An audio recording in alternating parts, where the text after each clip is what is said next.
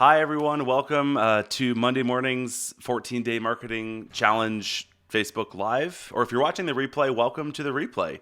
Thank you for watching this. Thank you for spending some time. I hope that you and your family are staying safe and staying healthy during these very difficult times. This is tough for everybody. We feel you. We are there. We are photographers as well.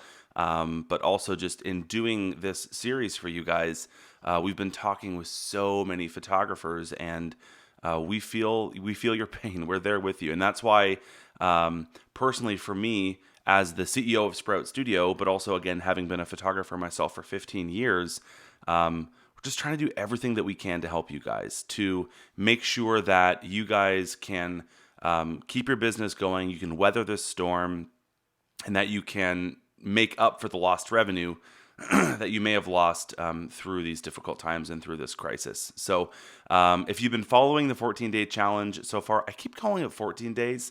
I honestly, I think it's going to be a lot more than just 14 days. I did get my coffee. Len, yes, thank you so much. I don't have my Sprout mug with me today, but I do have my coffee. Yeah, I mean, again, it's one of these things where I don't think it's just going to be 14 days, honestly, in terms of what this program is going to be. We are just creating as much content and as much value for you guys as we possibly can, just to give you as many ideas as you possibly can to get through this. So we just spent a few days last week, Tuesday, Wednesday, Thursday, Friday, really digging into your website, right? And figuring out how you can build your website to be a really effective sales tool. And really that's what your website is. So many photographers often look at their website more as a portfolio. And I made the argument, and I make the argument, that your website is supposed to do so much more than just show off your photography. It needs to connect with people. You need to start the relationship there. You need to start selling there. You need to build trust and authority there. So there's so much more that your website should be doing. And that's why we spent a few days talking about that last week. And today we're going to kind of wrap up that part of the 14-day marketing challenge. And then we're going to get into other ways, other different marketing tactics that you can do in your business during these difficult times.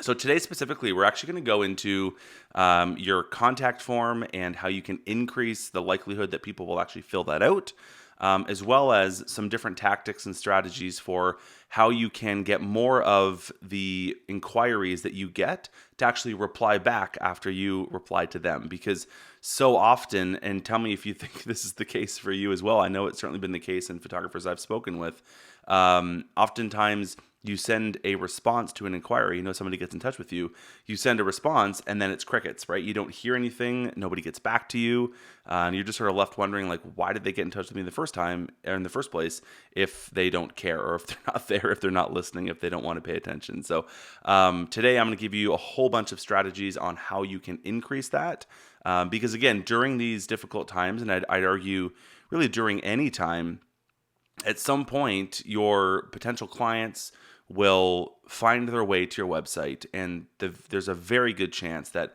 that is where they will get in touch with you on your website. Now, of course, we can bring them to other channels. We can send them to Instagram. We can send them to your Facebook group, to your Facebook page, so on and so forth. But at the end of the day, they will make their way to your website. And I'm of the opinion, for our own organization, to keep things sort of siphoned in one place, to have all of your inquiries come through your contact form so that you can deal with it in one place and deal with it via email. It just makes your life a tiny little bit easier. So that is why I am absolutely nuts about making that contact form as useful as possible, and why I'm crazy about making sure that your sort of inquiry response sequence is as refined as you possibly can make it. So if you are here watching live, the benefit that you have by being live with me here right now is that you can ask questions, we can bounce ideas off of each other. Please don't hesitate to ask those questions. I know that sometimes it's easy just to fall into the pattern of just watching and taking notes, but if you want clarification, if you want to dive deeper on anything, if you want to argue with me or push back, I would love it. There's so many different ways to run a business. I'm not saying this is the only way. I'm just sharing some insight, having talked with thousands of photographers and having run a photography business for 15 years, some of the strategies that I have found to work both for me and for other photographers. So I've got my cheat sheet here. Again, we're doing this all ad hoc. This is all pretty fly by the seat of our pants, but I'm really amped up about today's sort of topic because it's one that I think can make a really, really big dent in your business. And if you think about it, if one of your inquiries were to book you versus not book you because of these strategies, that could be the difference of $2, $3, $4, $5, $10,000. And if you take that inquiry and extrapolate it to all the referrals that you'll get from them, it could be $15,000, $20,000, $100,000. So every inquiry that you can book versus those that you don't book, if we can make a difference with one of them, I consider my job done here in this particular class. And I think that you can do that exponentially with some of the strategies we're going to talk about today. So let's talk first about the contact form on your website.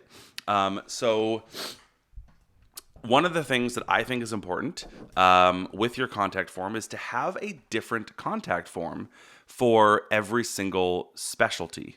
Also, by the way, I don't know if it's lagging at all for you guys, but if the video looks okay for you, if you can hear me okay, just let me know. I'm looking at it here and it looks like it's lagging a tiny little bit, but I can't be quite certain. So if you can, just leave me a comment and let me know if it looks like it's lagging for you. I'm not sure why it's lagging, but it could just be my screen here.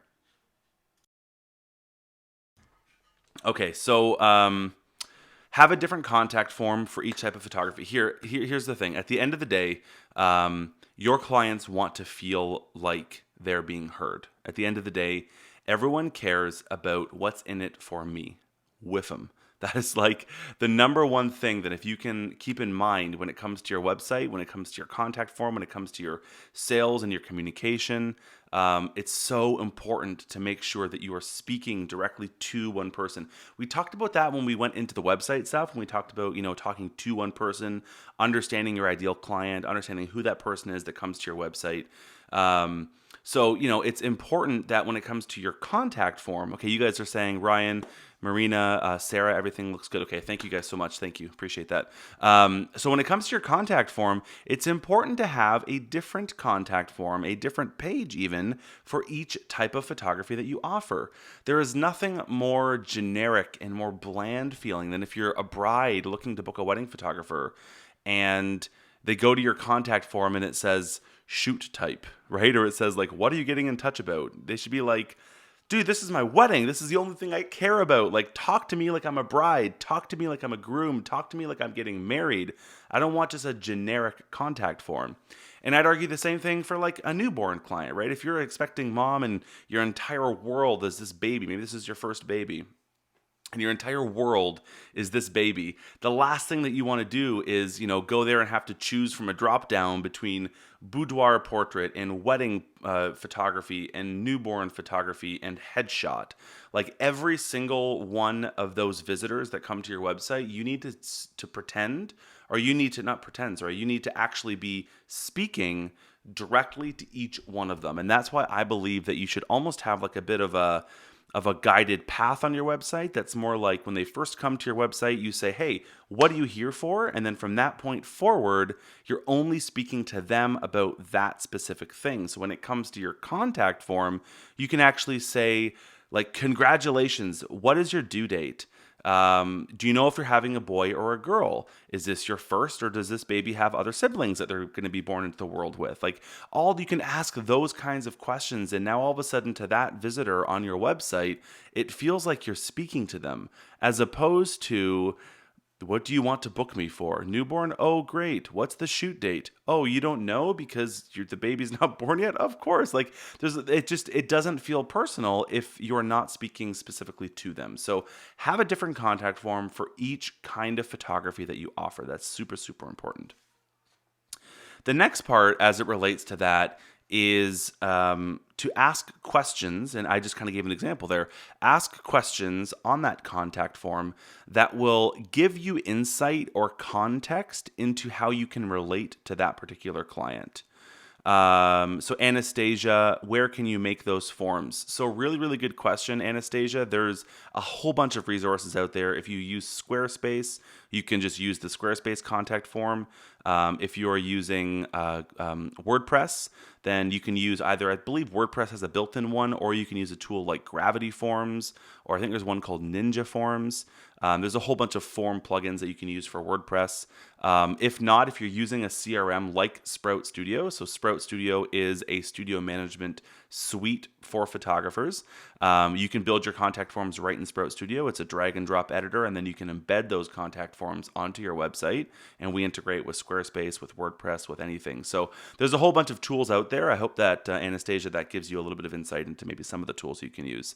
Ask a question, back to the point, ask a question on that contact form, or ask several questions on the contact form that give you insight. And here's the most important tool that you have as the photographer.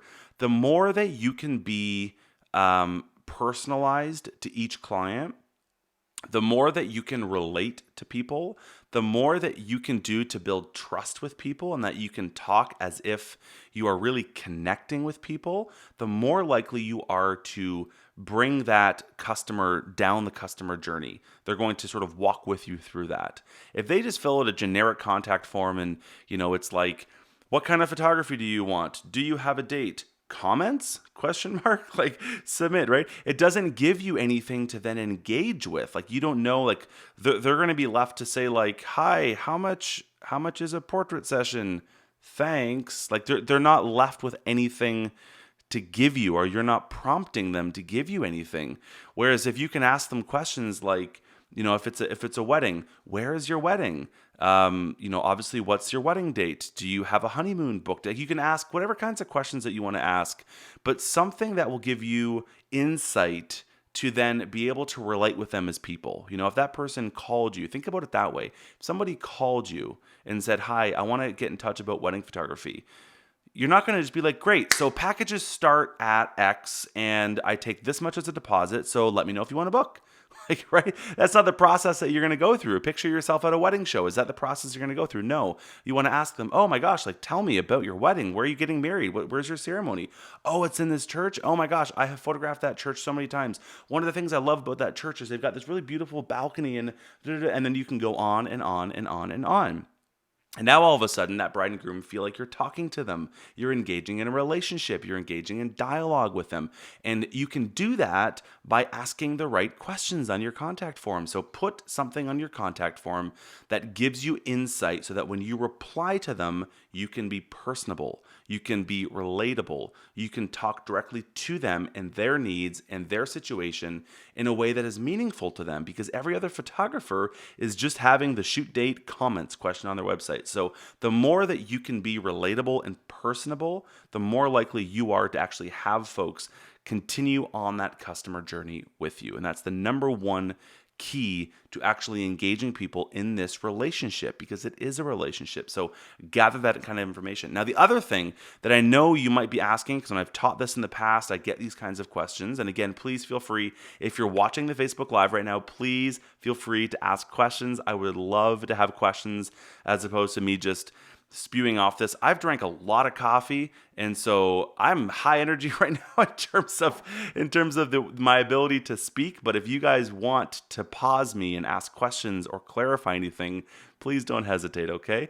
So what was I saying? Oh, so basically, by having that kind of question on your contact form, you are also building a small mountain that the client has to climb. You're building a small barrier that the client has to work through. Now, that is actually a good thing. You might think that you want it to be as easy as possible for somebody to get in touch with you. You might think that you want them just to fly through that process. Let's get that email. Let's get that conversation started. But if it feels transactional, if it feels too simple, they're not really committing anything to the relationship with you. And so therefore, they're less likely to continue to want to engage in that relationship with you. There's this rule, and we're going to talk about it in a little bit. It's a book that Robert Cialdini has called Influence, and there's a rule that he talks about in that. Fantastic book, by the way, if you haven't read it. But there's a rule that Robert Cialdini talks about, and it's called the law of consistency. And basically, it follows a very basic human principle, a very basic human psychology concept that says people are likely to continue to act in the same behavior as they move along a relationship, as they move along sort of their journey. And so basically what this means is that if someone is going to commit something to the relationship with you at that first stage, on that contact form, if someone's going to give you something of them, give them a part of them, if they're going to impart some kind of emotional tidbit, if they're going to commit in any way to that relationship by answering something that perhaps is a little personal, answering something that is perhaps a little bit emotional, they're more likely to continue with that behavior in the future.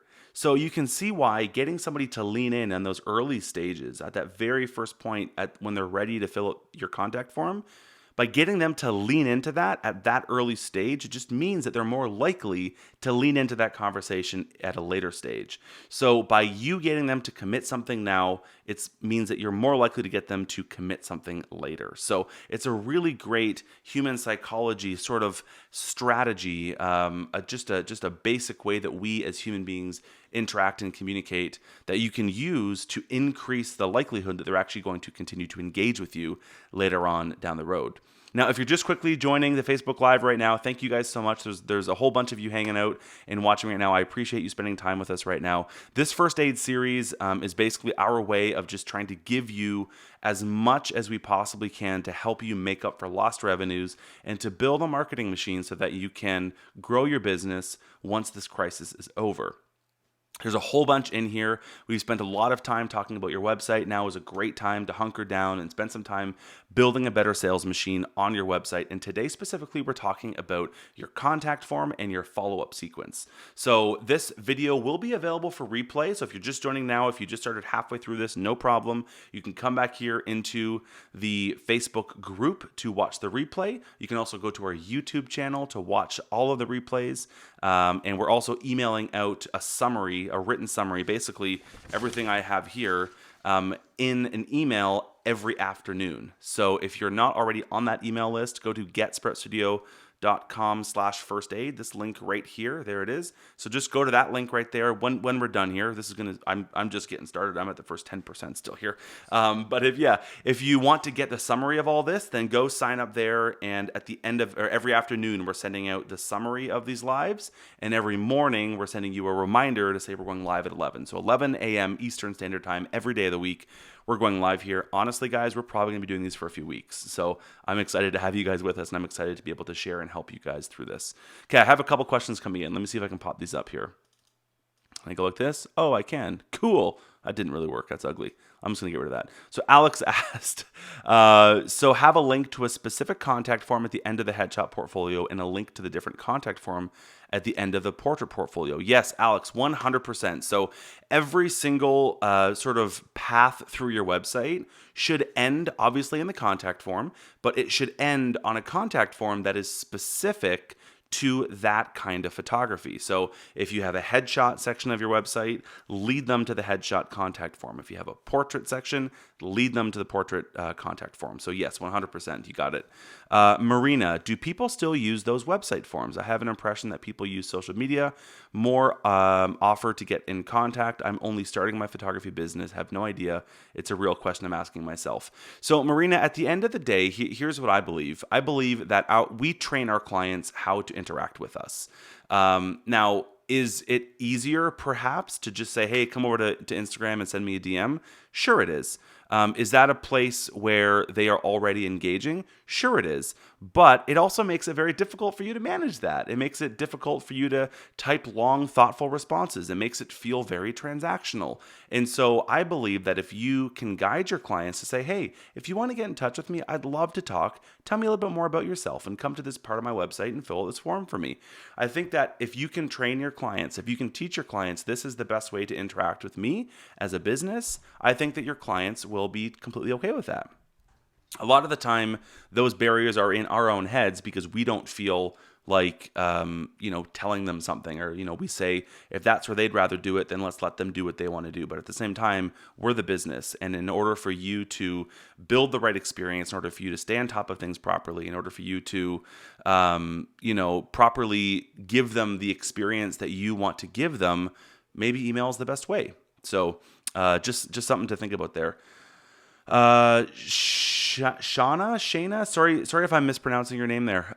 You guys are amazing in helping us through this crisis in our industry. You're breaking down our big worries into manageable chunks for work we can do right now to build our business when we can work again. Oh, thank you so much. I really appreciate that.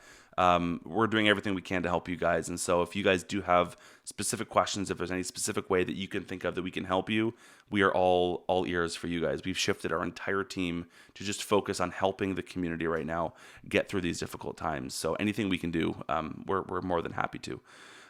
Is there a website to see this in action? Hey, Sarah, that is an amazing idea. So look, if anyone watching this right now wants to share their website or share some of the work that they're doing through this series, I would love to see that. And maybe even if you guys want, we can do some website critiques. Wouldn't that be fun? Let me know if you guys are interested in something like that. And maybe we can get something kicked up sort of in response to this whole sequence here. Okay, I got a bunch of content to get through, so let's go. Last part about your contact form. This is huge. So many photographers miss this part. Use a thank you page. Oh my gosh, it's the simplest thing that you can do, yet it probably has the biggest impact in this whole client experience. Think of it this way. Once a client or a website visitor has filled out your contact form, they are at the point in the relationship where they are so far the most committed that they'll ever be, right? Like you have to think about it. If you think about most websites, right? You think about the experience that most people go through, right? If you're a bride and groom, or let's say you're a bride, right? You're sitting behind your computer and, you start searching Niagara wedding photographer. You pop open 10 different tabs, or you go to Facebook and say, hey, like, friends, what wedding photographer should I book for my wedding? And they throw you a whole bunch of ideas. So you open up all these tabs at the top of your browser. You guys have all been there, I know. Right? And then you start looking around and you're bouncing back and forth and you're reading Martha Stewart weddings and saying like, oh, here's tips for hiring a photographer. And you're going through all these things, right? The client has to go through so much. They have to sift through so much. They have to consume so much. They make it onto your website and they're bouncing around. They're clicking around. They're looking around. They're reading. They're viewing. Maybe they're on your social media. They're scrolling. They're doing all these things. And then they get in touch with you. They decide like, I want to commit something to this relationship. I want to get in touch with this person. That is a huge deal. And it's easy for us to dismiss that or write it off as being, non-committal.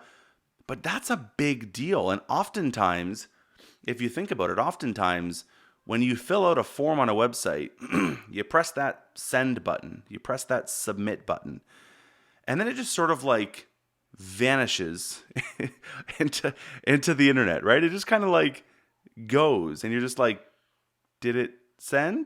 What's next? What's happening? I don't know, right? It's almost like you build them to this point where they are ready to commit and then you just like drop them off the cliff. Right? Like you don't give them anything. So use a thank you page. That is the time when they are most likely to, again, law of consistency, they're most likely to continue to engage with you. They're most likely to continue to dig in, to commit to the relationship. Give them something. My favorite thing that I've seen photographers do, and I've coached many, many photographers through this, build a thank you video. Right? And if you do it for each kind of photography that you offer, it could be a simple video that just says something like, thank you so much for getting in touch. I wanted to put a face to the name. My name is Brian, and I am obviously going to be your photographer for your wedding. And I'm so excited to talk to you about your wedding. I can't wait to hear more about this. What I wanted to do is just really quickly, point you and then you could, engage with them. But give them a video, like make them feel hooked, make them feel engaged, make them feel appreciated and loved and trusted, and make sure that you show your personality. Like, it's so important at this point. They've just gotten in touch with you. Give them a face to the name, right? So do that. So dive into that and make a video or give them a link. Now's a great time to say, hey, while I'm waiting for you, or I'm sorry, while you're waiting for me to respond, and I do usually respond within 24 hours, would love to connect with you over on Instagram. Why don't you come on over here, check out some of my recent work, and send me a DM and just let me know that you got in touch. I'd love to hear from you, and I'm really looking forward to hearing more about your wedding. And give them a link to your Instagram. Now is the best time to send people to your Instagram, or to send people to your Facebook group, or to send people to your Facebook page or your blog, or wherever you want to send them. Do something more than just like, thank you, we'll be in touch, which is like the standard like thank you message on a contact form, right? So the thank you page is crucial. Absolutely crucial. Okay, question. Shauna, is an automated thank you page better than a call within the same day? I love the idea of a video. Thank you. Yeah, so 100%. I would do both because, again, you have to think through their eyes and through their experience. Right now, they've just committed something. They've just pressed that send button. Immediately give them something. I think that following up with a phone call is great. Following up with an email is great. But in addition to that, also make a video and just say thank you, or give them something on that thank you page. Because unless you can literally call them, like, they press submit and you're like, hi, thank you so much. Like, unless, which obviously we can't, give them something right there. That is the next best option. Marina, do you have any suggestions for a platform that I can use to send those thank you videos from?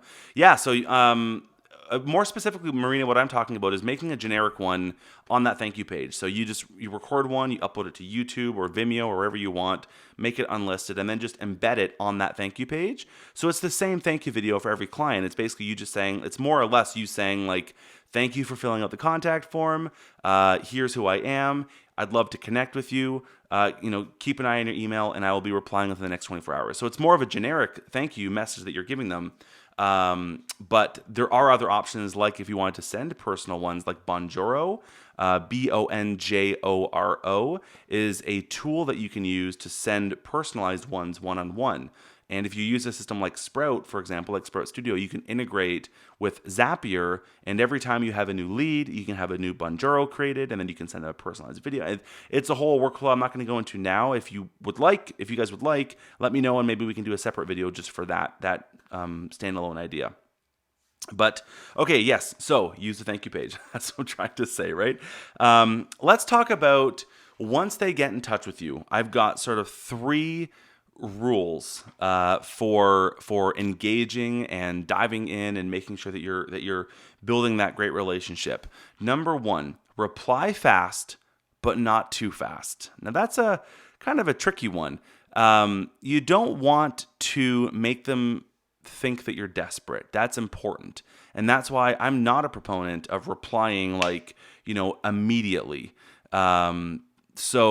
Yeah, Matt, so on the Bonjoro integration, so Matt, because Sprout integrates with Zapier, and many of the CRMs out there integrate with Zapier, you can use Bonjoro because of that, so check that out. Again, reply fast, but not too fast. I don't think it's useful to reply within 30 minutes. As much as we want that instant gratification, you also don't want to give off the vibe that you're desperate. So just be wary of that. I think within 24 hours is very reasonable. So I would sort of lean more towards that than trying to reply like within 15 minutes. Now, if you reply within a couple hours, that's great too. Obviously, do what you can, but don't feel like you have to reply within the first half an hour type of thing. Number 2, in that next email, when you reply, you need to be sure that you are guiding the next steps. And I'm going to talk about a whole bunch of that in a few minutes. But guide the next steps. You are the professional. You've done this before. You need to be the guide in this experience. So make sure that you are guiding those next steps for your client. And the third point is to design a follow-up sequence. So make sure that if they don't reply, you are following up with them. Don't just reply once and expect that they're going to get back to you. They're in a busy time of their life. If it's, now they're obviously in a crisis as well. They're probably getting in touch with a whole bunch of photographers.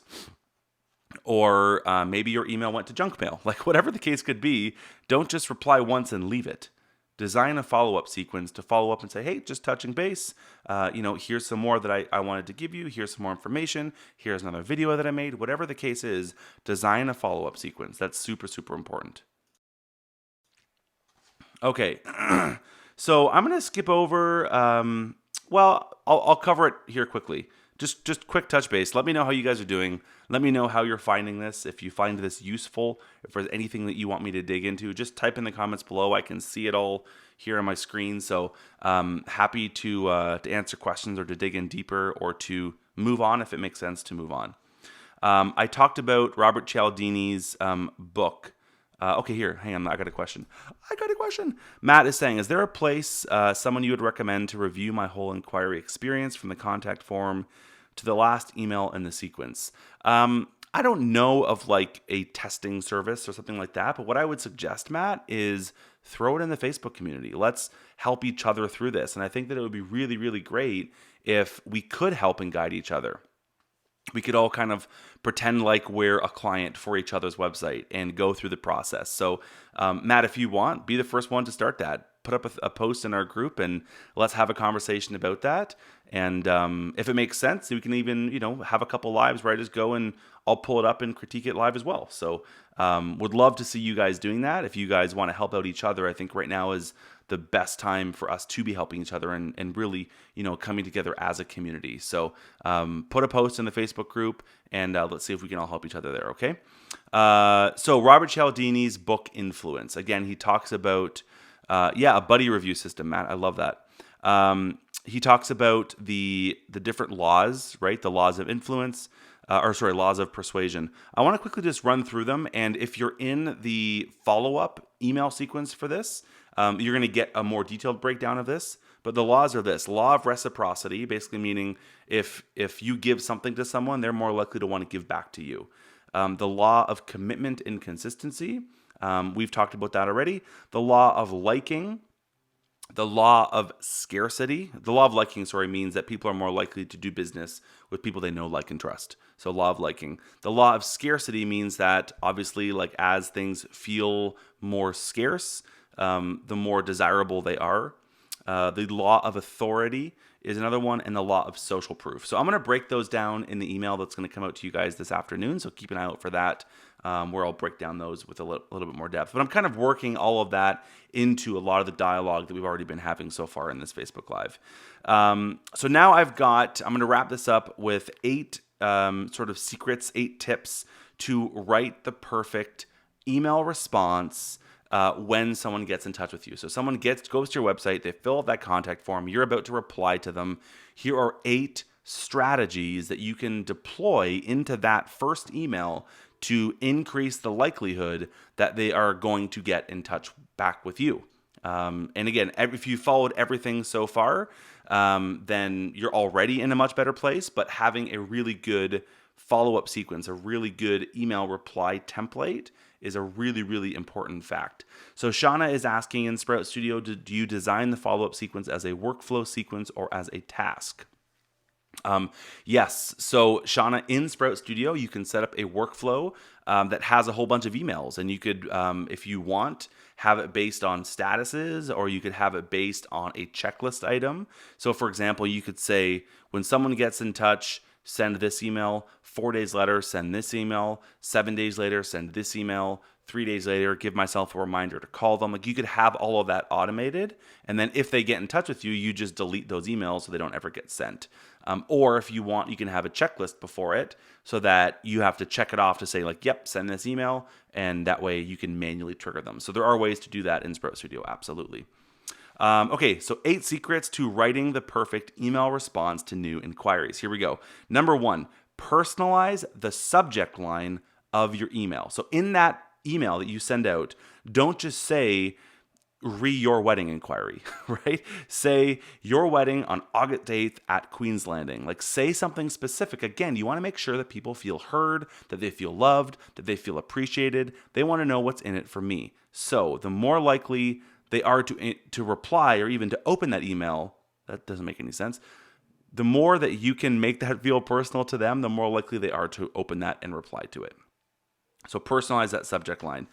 Number 2, use your client's name as much as possible. This is a basic Dale Carnegie principle. We've talked about this for years. This is nothing new, but use that person's first name as much as you can without it being annoying, but use it as much as you can. Number 3, and we've talked about this already at length, be personable. Make sure that they know that they're talking to a person and not to a robot. So be personable, be relatable. Again, use those questions that you asked to be contextual, which actually is tip number 4. Talk about something contextual. So if they said, I'm getting married at Queen's Landing, say, oh my gosh, I was just at Queen's Landing last weekend, and something that they did that was really neat that you may want to consider is they brought in this band to do this and the blah, blah, blah, and in the lobby and da, da, da. And you can go on and talk to them about their wedding because you now have something of context to talk to. Does that make sense? That's tip number 4. Tip number 5, ask a thought-provoking or unexpected question. This is sort of like a neat little, I guess like human psychology strategy that I have deployed in my own business and I've taught to photographers for years now. And it's the idea that, so many photographers are going to reply to that first inquiry in a similar way. I mean, if they're smart, they're replying in all these ways that you and I are talking about right now, but many of them aren't. But the more that you can get the client to break their pattern, to sort of break out of what everybody else is doing, the more memorable you can be to them, and the more likely that they are to look at you as being different and to remember you and to want to lean into that relationship a little bit more. So every photographer in every niche in every market is going to be a little bit different in how you want to approach that, and your brand will be very different as well.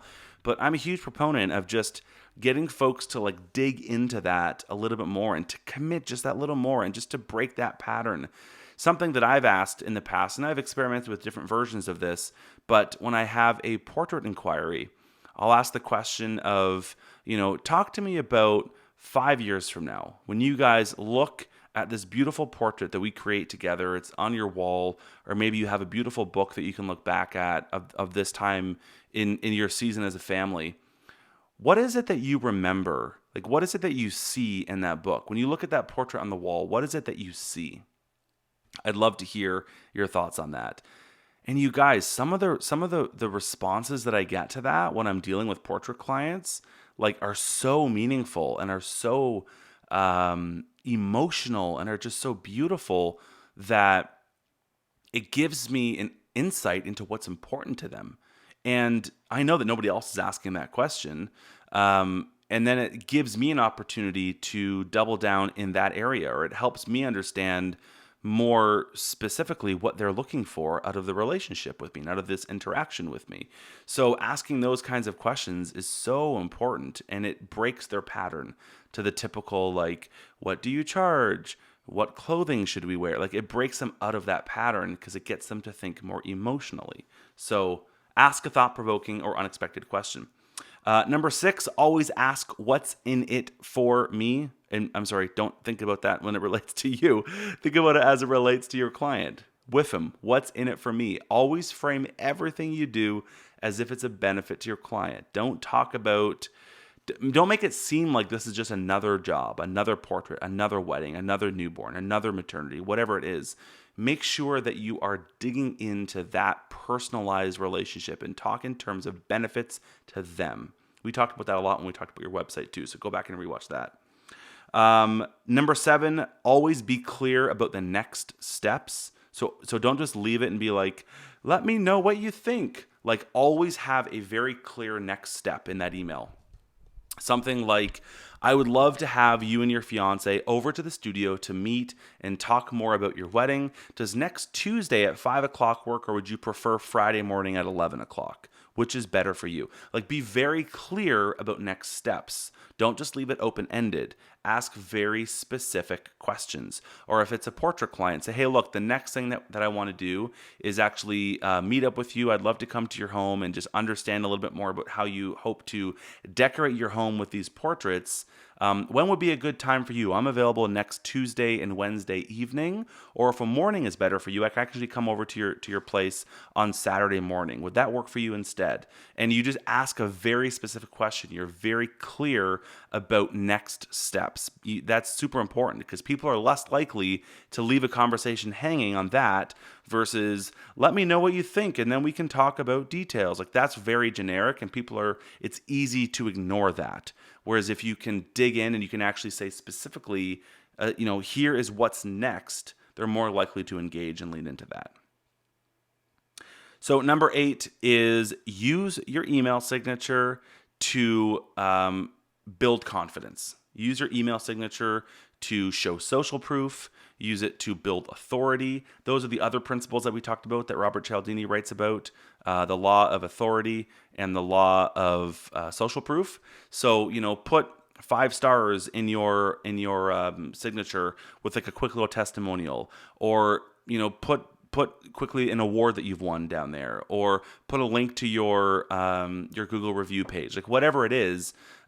Use your email signature to just very gently and very subtly build that confidence and build that trust that your client has in you. You don't need to like hammer it home. You don't need to be crazy about it, but just do something in there because they're very likely to see it and they're very likely to dig into it. So use your email signature to your benefit. 47 minutes. You guys, how are we? Tell me how we're doing. That's most of the content that I have. But I hope that you guys enjoyed this, and I hope that this was maybe a little bit insightful for you as it relates to your contact form and your follow-up sequence. This is the most important part of the relationship with them because this is when you make it or break it when it relates to actually letting your clients dig into the relationship with you. And again, I think that hopefully you can see through some of these strategies and through some of these tips, the more likely you are to have them lean into this and have them build trust with you and have them want to move forward in the experience with you, the more likely they are to book you as a photographer. And again, if I can just help you convert one more client through all of this, that could be the difference of $2, $3, $5, $10, $100,000 because you have to think about the lifetime value of a customer. And so that's huge. And again, I'm willing to bet. In fact, I will bet, if you implement all these things today, I promise you're going to increase your conversion rates on your contact form to, by like 50%. You're going to increase the likelihood that someone's going to get back to you by 50. Like it's going to be exponential gains in your business. And so now during this downtime, during this time where we have more time to be focusing on these kinds of systems, on these kinds of marketing initiatives so that we can hopefully make up for lost business and make up for lost revenue when this crisis is over, spend some time now and work on these things. Because when you do, that way you're building this machine that will, not run itself, but you're building this machine that is going to give you results back exponentially. So I hope that this was helpful for you. And again, thank you so much for joining live. If you guys were live, I appreciate all the comments and everything coming through. And if there's anything, again, that we can do to help you, we are here for you 100% through this. And so we want to make sure that we can support you guys in every possible way that we can. If you're not already in the email sequence for this, please come over to this link right here, getsproutstudio.com/firstaid. Every morning of the week, we're going to email you a reminder of the Facebook Live of what this is, the live broadcast at 11 a.m. Eastern Standard Time. So we'll send you a reminder in the morning. And then in the afternoon, we will send you a follow-up with like detailed notes of everything that I talked about in this Facebook Live. So it's a great place to go to sort of get a summary of all this. But also on this page, it's all backwards.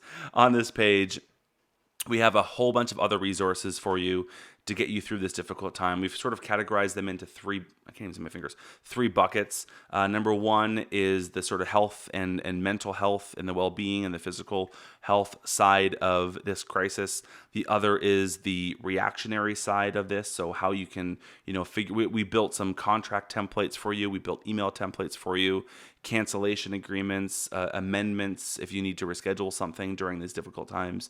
So we built all those for you, and that's all listed out there as well. And then the third one is how do you recover, which is what a lot of this is about, which is how do you how do you get back to a better place when this is all over? How do you make up for that lost revenue? And so tons of resources. We're updating this page. I need to figure it there.